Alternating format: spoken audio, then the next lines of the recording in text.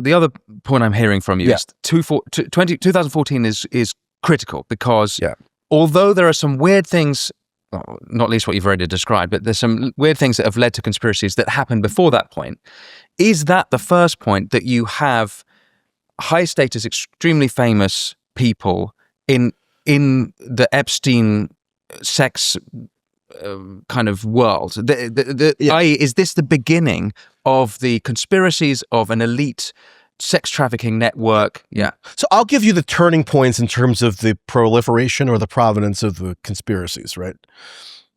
The first I would say was probably 2011. So that's when Virginia Giuffre first gives an interview to the Daily Mail. And she's paid $160,000 for it. By the mail. By the mail, yes. A lot of money. I would love to get paid that amount of money in 2011 dollars to give a light interview and maybe hand over a photo that I had. That was probably why she got paid the money, right? It was the photo that she purported to have of herself with Prince Andrew. She got 160,000 plus additional revenues from the serialization of the article because it caused a big splash at the time. I don't know if you recall. I do. And then she was strategizing with the Daily Mail journalist Sharon Churcher to potentially, marshal that notoriety or that publicity around that article into getting a book deal, maybe even getting a movie deal, getting an agent, etc. in Hollywood. But that's where she introduces that she had been amongst Prince Andrew in particular. So that's one sort of pivot point. 2014 is another one. Really, early 2015. That's when the motion for joinder became public. January of 2015, and that's the same month, right? That Gawker initially published this, excerpts from the so-called Little Black Book that had been pilfered from Epstein's Palm Beach house by a house manager of his, Alfredo Rodriguez, who then ended up getting ensnared in an FBI sting operation, went to prison. It's all. I mean, there's so many threads here that we could go down, but I'm trying to why was he in the FBI state? Why did he get arrested? Okay, so Alfredo Rodriguez was a house manager for Epstein. So Epstein had all kinds of household staff because he was extremely wealthy and he had a million different estates. And Maxwell was kind of the overseer of a lot of those. And his house manager, maintenance guy, did the menial tasks associated with upkeep of the house. He worked for Epstein from 2004 from I think it was August of 2004 to February of 2005, and then he ends up getting fired, and then there's litigation underway. Bradley Edwards is leading litigation against Epstein, right? And so they're trying to find anybody possible that they can subpoena who might have information about Epstein, who might have been in his orbit or on his staff or on his payroll, etc. So they locate this guy, Alfredo Rodriguez, to come and give a deposition, and after the deposition one day, Alfredo Rodriguez calls up Bradley Edwards and says, look, I have the Holy Grail. That's how Edwards describes it. And he hadn't mentioned this under deposition, but he wanted to have like a side deal where he would sell the so-called Little Black Book, which obviously has the names of all kinds of prominent people. It's like a contact book. It's like a compilation of contacts that Epstein's household staff had in their possession in the Palm Beach house, and include Donald Trump, Bill Clinton, etc. And Alfredo Rodriguez wanted money for it because he was destitute, right? He was jobless. He was kind of desperate, so he had to fund his children's, college education and so forth. So he said to Bradley Edwards, "I'm not going to give this up unless you pay me $50,000." And Bradley Edwards really wanted this Little Black Book, right? Because he wanted to bolster his litigation against Epstein, and he supposed that it contained some important evidence. But Alfredo Rodriguez wouldn't give up the book without getting a payment, which is not legal because it was under subpoena.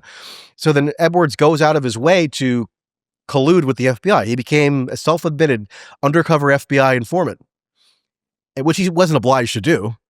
There were other measures he could have taken potentially to rectify that situation. He chose to become an active FBI asset undercover informant, and he entrapped basically or ensnared Rodriguez in a sting operation, an FBI sting operation. So he got arrested.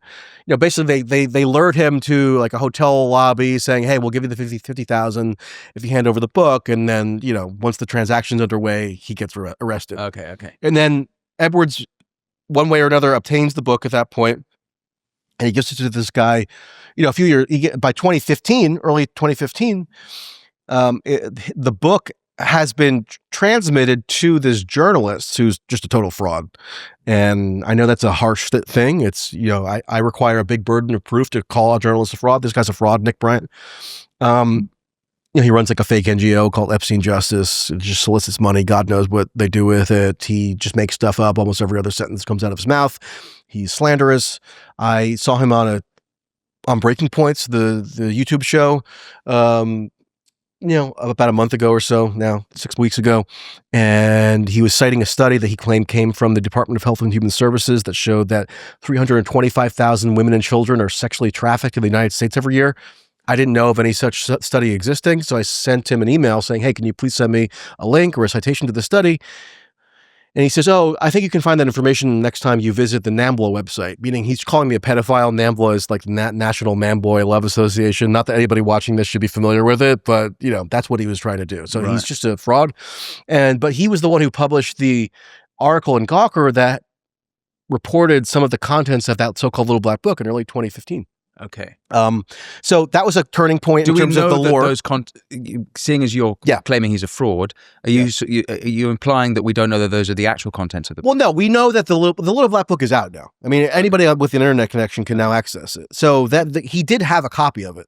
Okay. I'm saying his other journalistic conduct is fraudulent. Okay, fine. And also, the attempt to impugn anybody who might have appeared in that Little Black Book as somehow guilty of sex crimes or enabling of Epstein's crimes is like nonsense, because a bunch of the people in that Little Black Book really didn't even have any relationship with Epstein. They were just people whose contact information had been collected. So there have been a lot of people who have been wrongly maligned as somehow complicit in a child sex trafficking operation simply by virtue of their unknowing appearance in this Little Black Book, which I think is also very dodgy.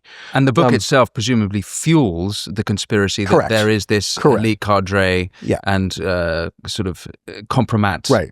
So that's a pivot point. The next one I would say is 2018, November of 2018, when there's a Miami Herald series that comes out by Julie K. Brown, who also has her own host of problems journalistically in terms of her veracity.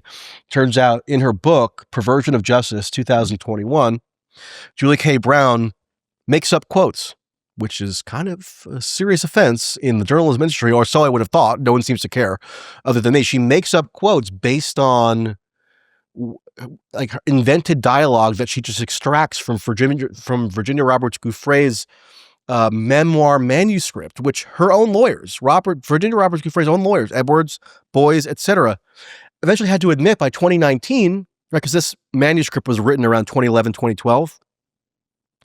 By 2019, because it was attempted to be unearthed in litigation, in discovery, her lawyers have to admit on her behalf that this memoir was fictionalized, even though it had been presented as a nonfiction account of her experiences. Because remember, she's trying to get book deals, entertainment, reps, etc.